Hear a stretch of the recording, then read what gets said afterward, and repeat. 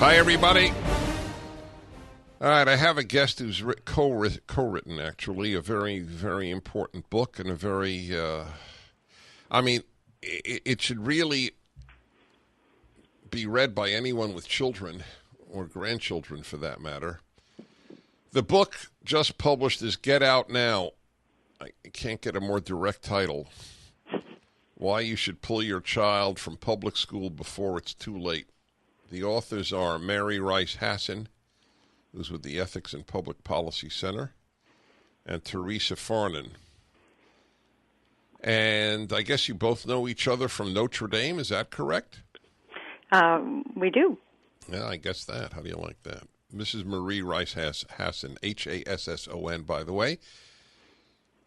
You know, I have been saying this, and it's so painful to say it because whenever I advocate that people homeschool their children or send them to a handful of schools that have good values, I realize we're ceding the public school to the people who are ruining the schools by withdrawing from the battle.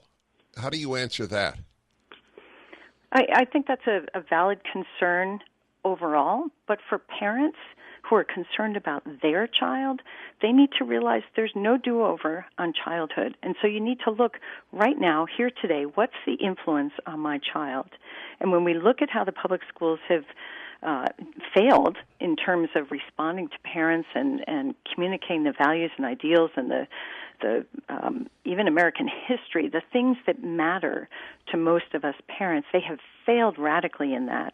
So they're turning out children who no longer believe in God, who no longer think America's a great place to live, and more recently are likely to be gender confused, or at least science confused, in thinking that boys can turn into girls and things like this. So parents need to look first at their own child and make the decision that's going to help that child grow up, because you don't get a do-over on childhood. That's a great line. Think about, the long term, how we're going to change this and get it back. It's a great line. You don't get it. Boy, as a parent, do I know that? Every parent knows that. You don't get a do-over in childhood. It's so right. I'll tell you this. When I announced on my radio show that somewhere, I think it was Raleigh, but I don't remember exactly, or Charlotte, I think it was Charlotte, one of the two, in North Carolina, that they told the teachers, do not refer to your children, and that we're talking about first graders, as boys and girls any longer, because we can't impose gender identity. If that happened to my child, they would be out of that school that day. Mm-hmm. Right. Well, one of the things, Dennis, is that many parents don't know this is going on, because one of the really problematic things is that the schools that are importing this gender ideology have made a concerted decision that they don't have to tell parents, even if their own child shows signs of gender confusion, because they view themselves as kind of the gatekeepers between parents and child. So parents might think, wow, I love this teacher, I sent my older kids here, I went here, and not realize how much of this is now baked into the school culture and how much of this they're not going to be told about. The only modification that I would make is, why are you restricting this to public schools? The private schools where I live in Southern California are to the left of the public schools. Right, but here's the difference. You get a choice about whether you're sending your child to a particular private school, and you can pull your child and you can pull your dollars from there. And parents have a bit more clout because the school needs their money, and it's a very direct transaction there. I'm going to enroll my child, and I'm going to pay the bills, or I'm going to take my child out. You don't get the tuition dollars from me. Parents who have children in public schools do not have that. They put their kids in public school, and no longer are school boards responsive to parents. And even if you do have a good teacher and a good principal, they're not calling the shots. All right, hold on there. I want everybody to know the book is Get Out Now. And she's very eloquent. It's a big book. I mean, big not in size, big in importance. It's up at DennisPrager.com.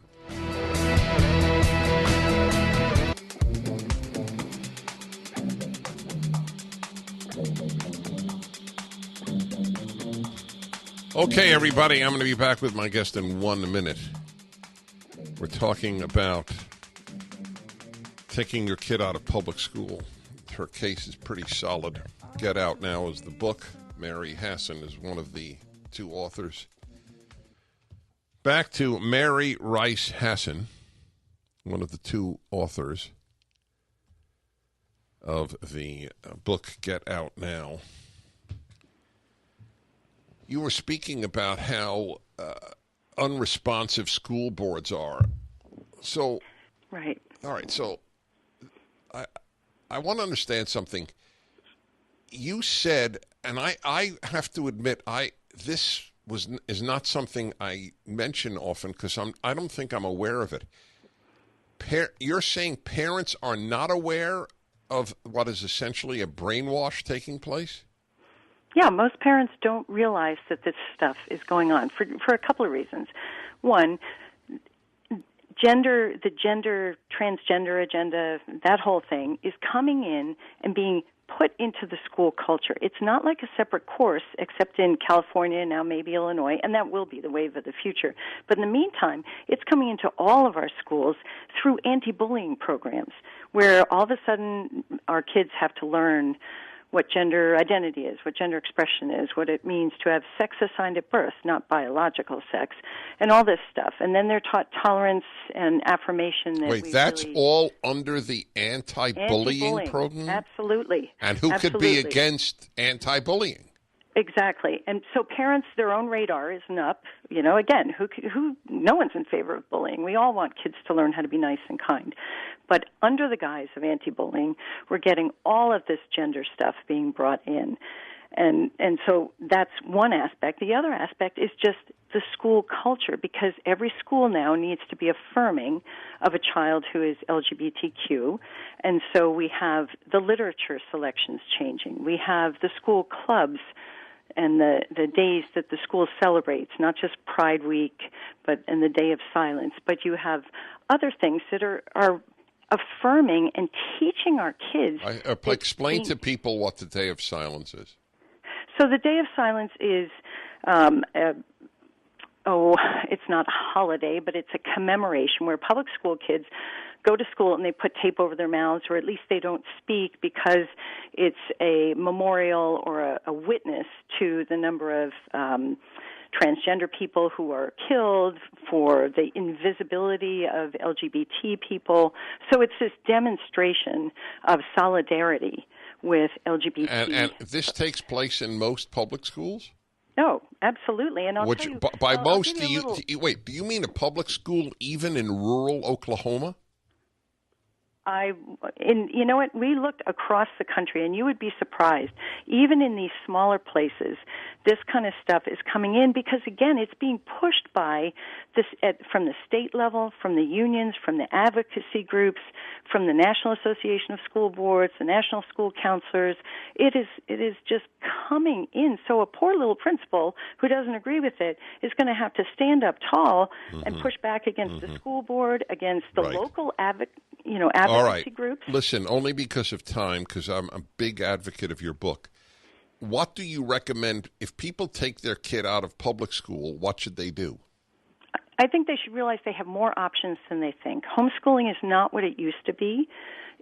You have co-ops, you have online resources, you have people who are doing hybrid models where they get their kids together for classes a couple of days a week and then do online the rest of the time.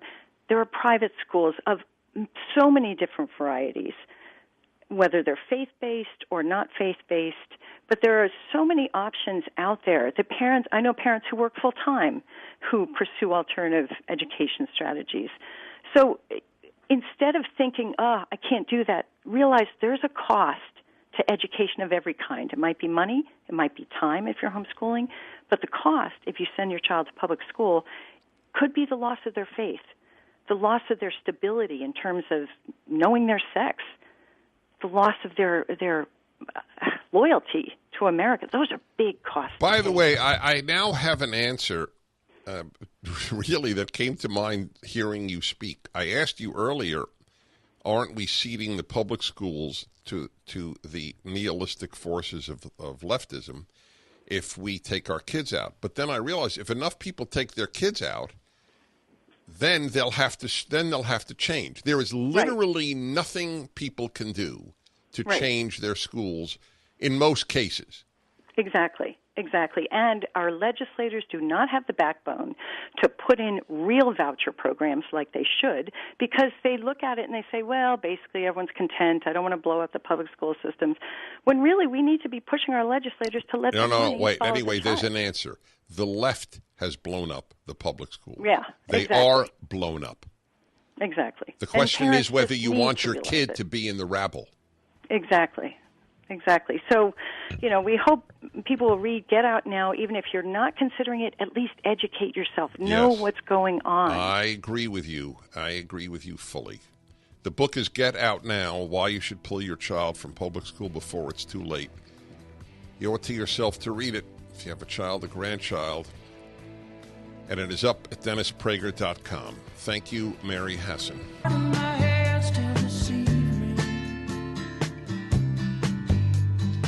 Yes, indeed, everybody. Dennis Prager here.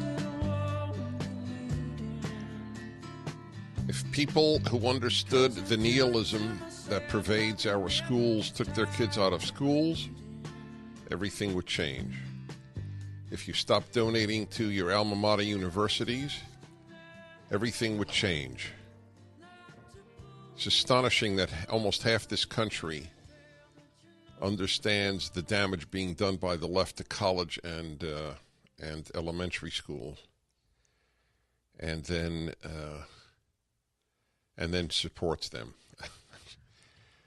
It's really quite something.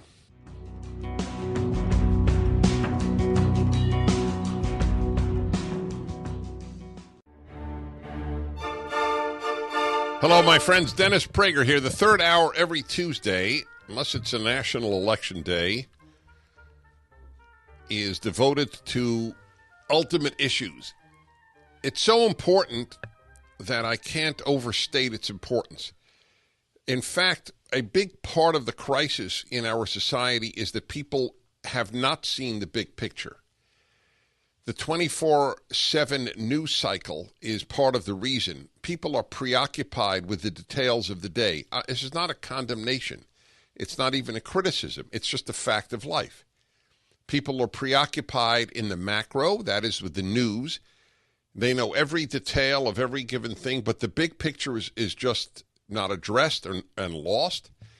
And likewise, in our private lives, obviously, we're preoccupied with financial problems, marital problems, family problems, children problems, health problems, parental problems, friend problems, business problems.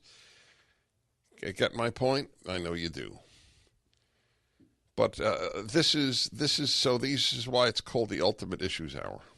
This is the ultimate issues of life. Every so often, I devote it to the column I've written that day because, by coincidence, the Ultimate Issues Hour and my syndicated column come out on the same day. I can't overstate the importance of the column today, not because I wrote it, but because of the subject. It is an ultimate issue. I'm writing a series titled Explaining the Left. This is part 3, Leftism as a Secular Religion.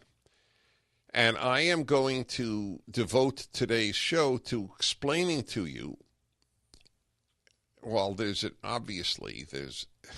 my own judgment is involved here. My point today is to clarify more than even advocate.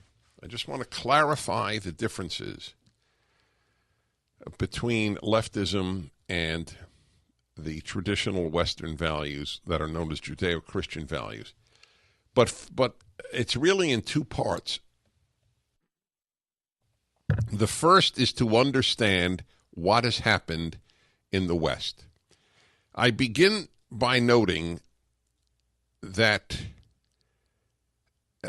one of the most important books of the 20th century, in fact, it's a bestseller 59 years. Oh, they changed it. I guess they know better than I when it was published. So 60 years, essentially, after it was published, it's still a bestseller. You know how rare that is?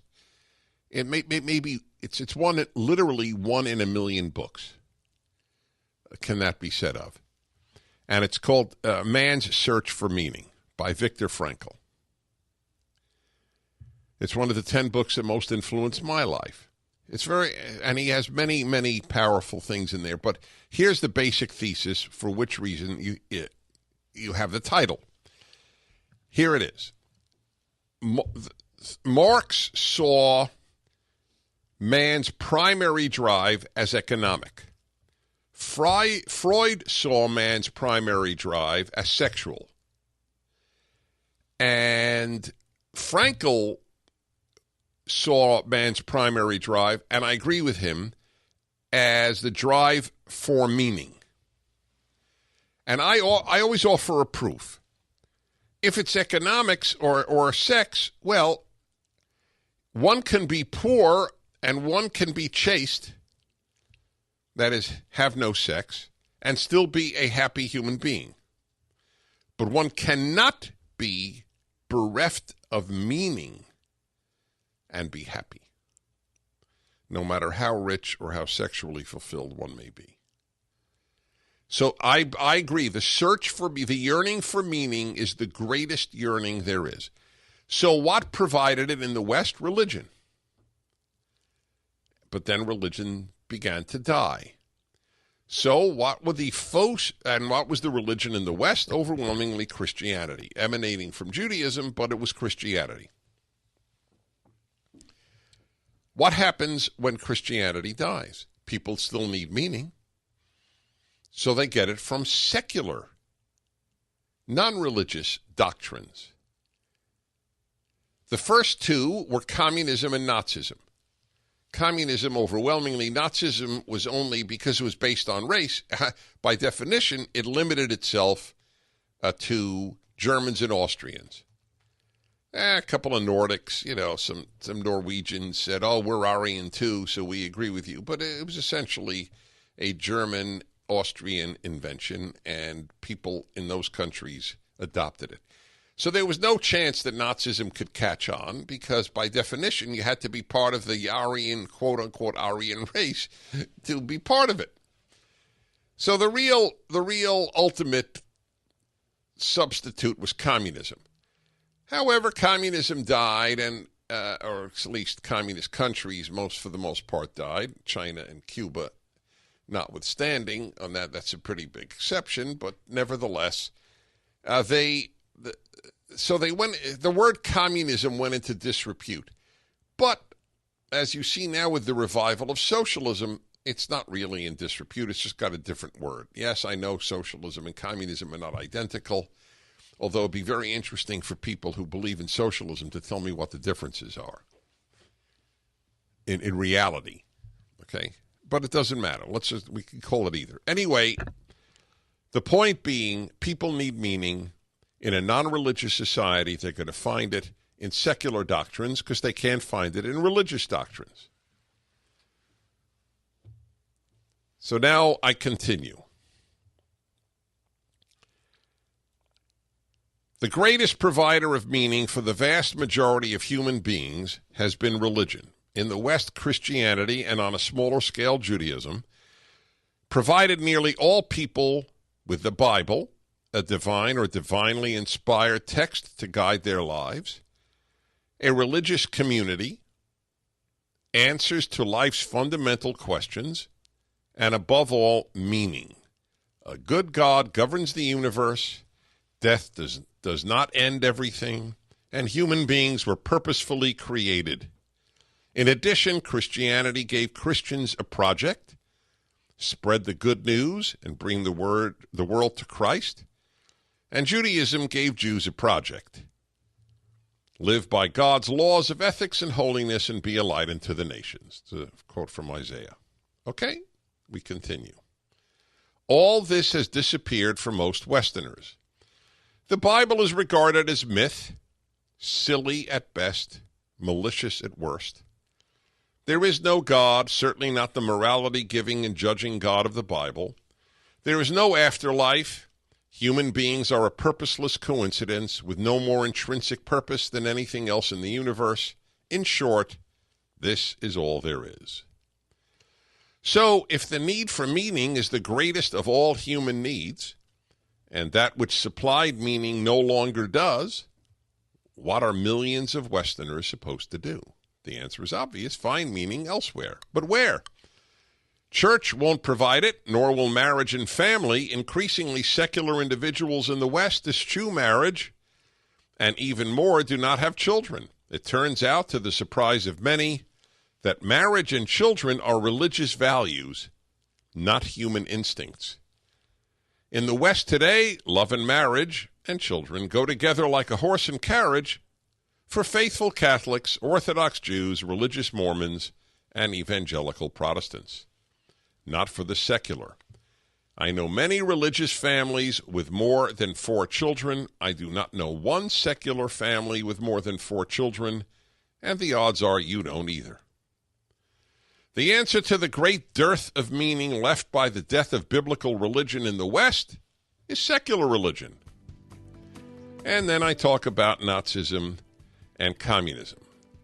So what were secular intellectuals to do once communism became the god that failed?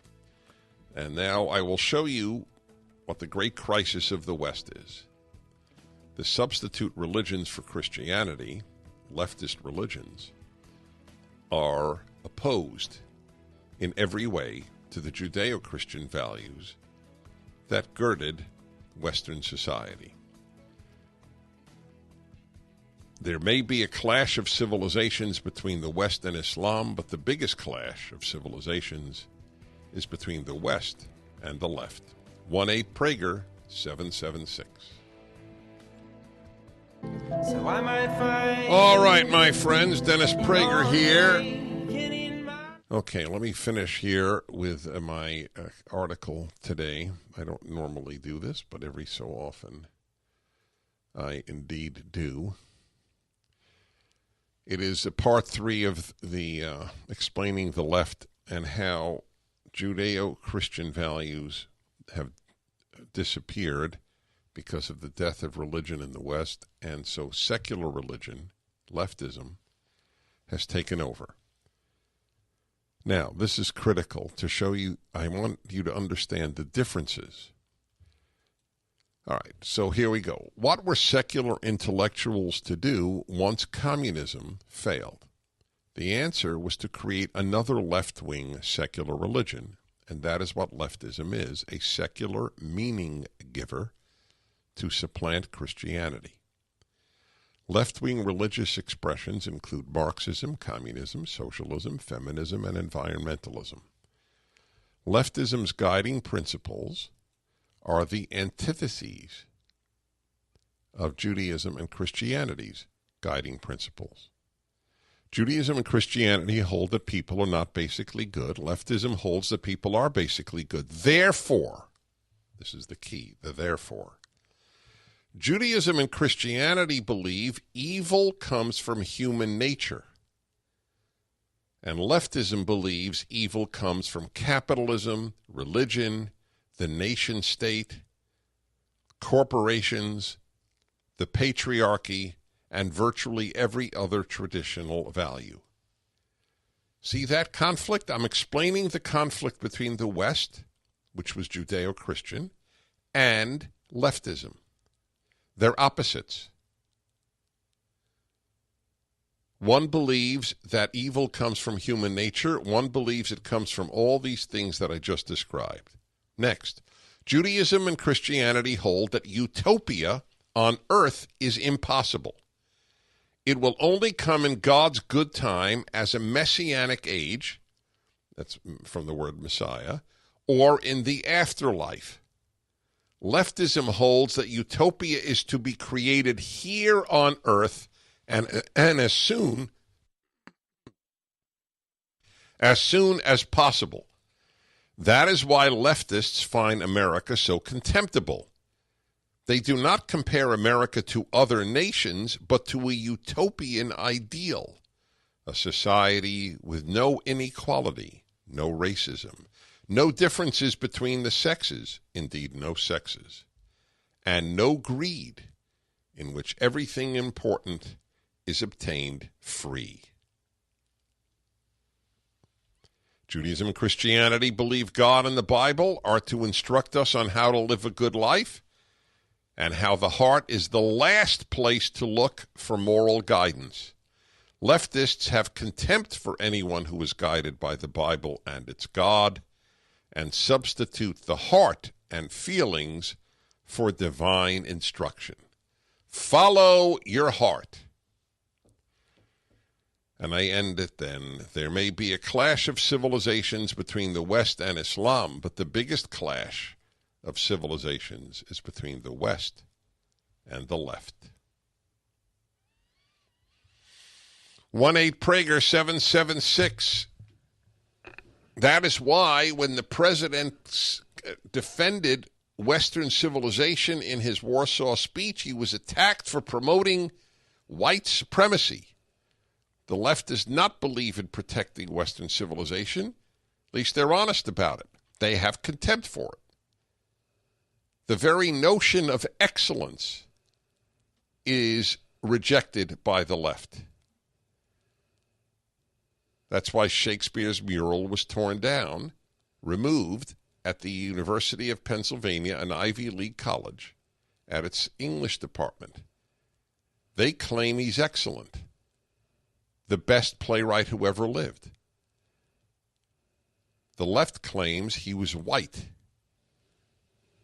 That's all, and male. That's all that matters to disqualify him. There is no belief in pursuit of excellence. It is pursuit of racial and gender parity. If you don't understand that as undermining the West, then I give up. I truly give up. It means you're not willing to hear. And I believe that there are a lot of people who are unwilling to hear.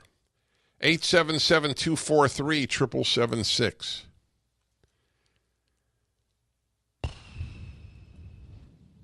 1-8-Prager-776. John in Naples, Florida. Hi, John. How are you doing, Dennis? Real well, thank you.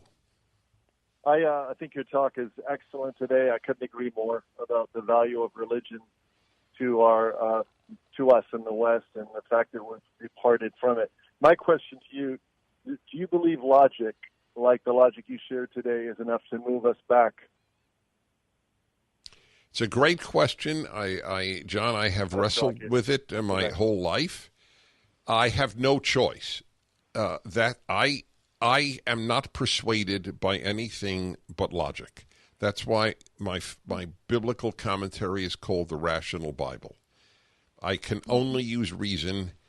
If you tell me take it, quote, take it on faith, I'm left cold. I need reason. Yeah. Reason leads me to God. Reason leads me to the Bible, not faith. I agree. My dad used to say there are no atheists in foxholes, so I wonder if it'll take a bad event to move us back. I hope not. I agree. Thank you.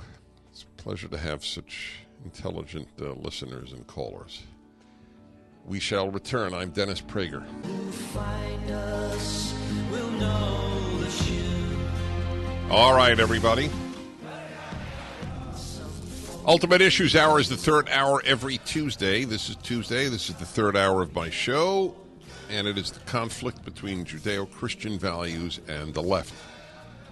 With the death of Judeo-Christian values, with the death of religion in the West, we have a new religion. It's a secular religion, and it is any of the expressions of leftism, progressivism, Marxism, and socialism, and feminism, and environmentalism, all the secular isms.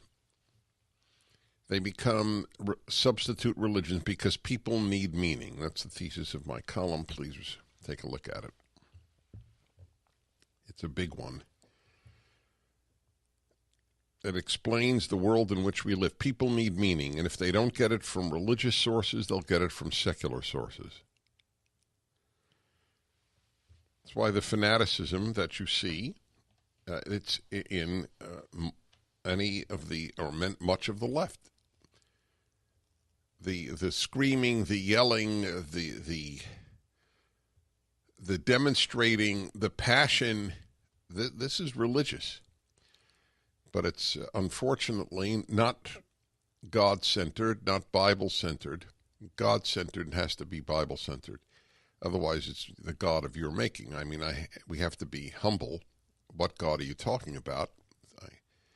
It's like saying I drink Coca-Cola, but you've made up your own Coca-Cola. I mean, Coca-Cola is Coca-Cola.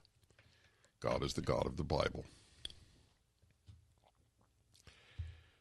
So I read to you the conflict between the two, between left and the West.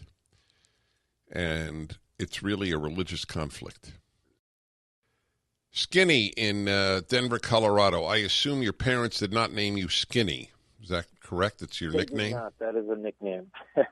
Are you? By the way, are you skinny? Wait. Tall and 145 pounds. So. Oh, you really are skinny. Usually, when a guy gets the nickname Slim, he's usually a bit heavy. That's right. Yeah.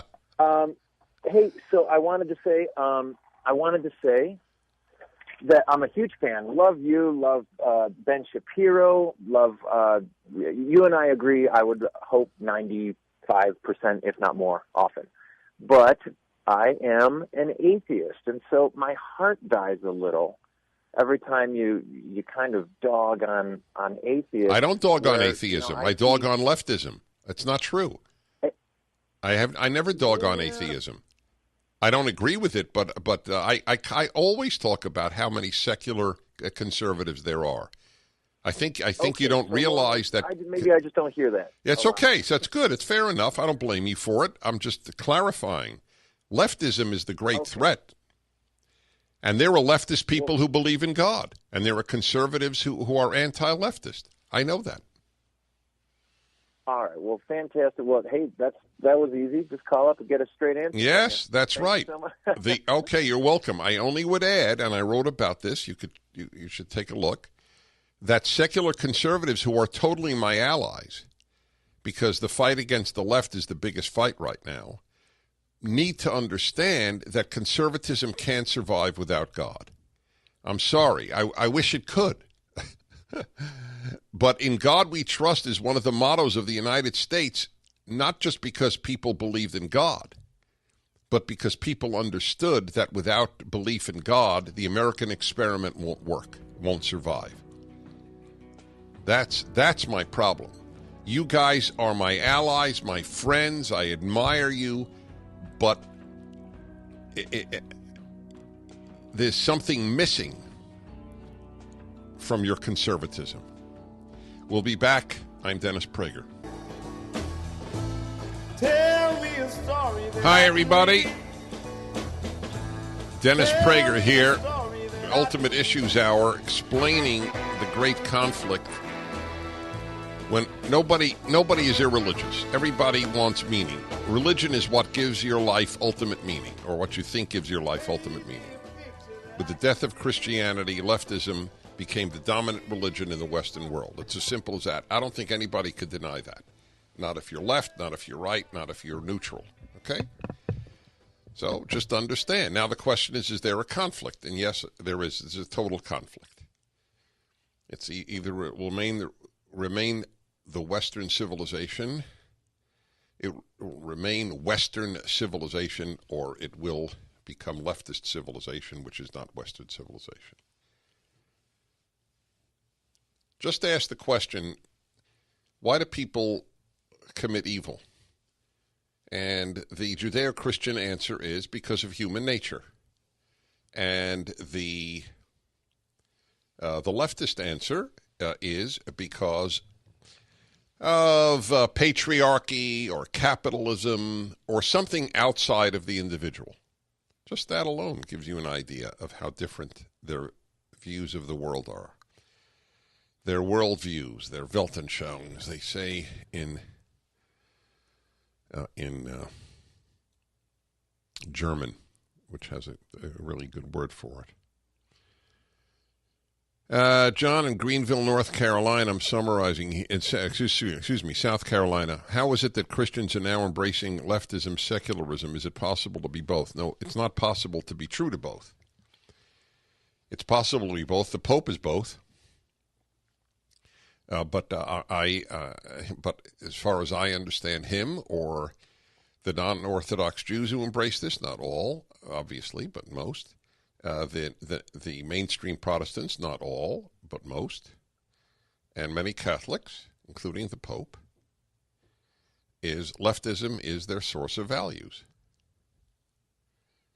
Hatred of nationalism, hatred of capitalism, belief in socialism, opposition to the death penalty, all murderers should be allowed to live, punishment is barbaric, and so on. Discussed all of them on a number of occasions. Anyway, leftist religion, leftist Judaism, and leftist Catholicism and leftist Protestantism don't survive. They do for a generation or two, then people just become leftist, or they revert to their religion. All right, everybody, it's a fundraising month for Prager University. You know the good we're doing. We need your help. And go to the prageru.com or dennisprager.com and click on the banner and help us out, and I thank you. And by the way, talking about religion, I conduct Jewish High Holy Day services every year. It's the 12th year in a row. If you're interested in information, send me an email through my website, and I'll see you tomorrow. The Dennis Prager Show, live from the Relief Factor Pain-Free Studio.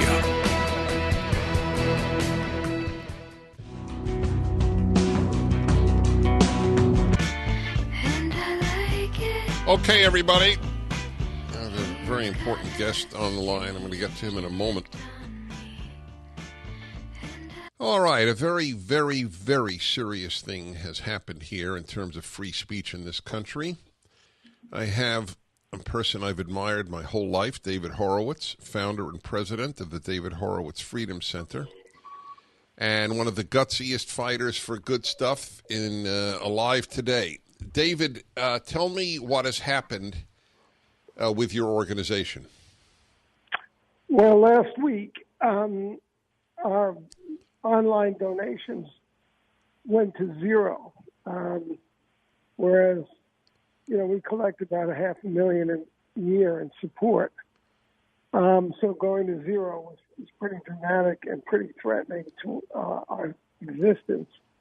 And what we learned was that our the platform that services our online donations, was told by Mastercard that we were anti-Muslim, I guess. And it was based on the lies of the Southern Poverty Law Center. The left has converted every policy difference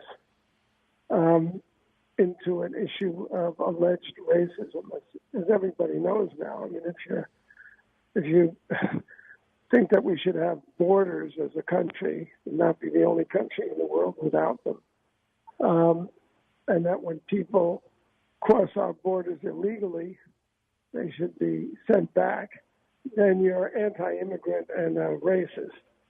And if you criticize Islamic terrorism, then you're anti-Muslim. So on the basis of this, it's really a witch hunt that the Southern Poverty Law Center is conducting against conservatives. Mastercard, which, by the way, Visa and Mastercard act in lockstep, so they're really a monopoly on the credit card business. And they cut us off.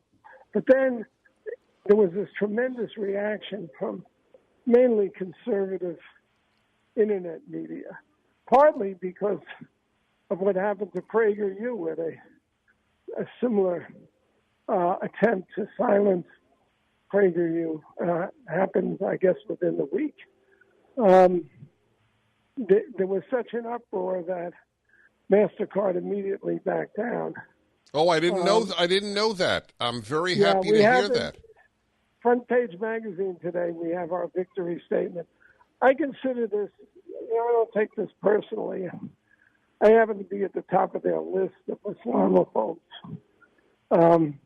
They've labeled me the godfather of the anti-Muslim movement in America and the premier financier. The like I'm some kind of a conservative George Soros. I don't have a grant-giving foundation.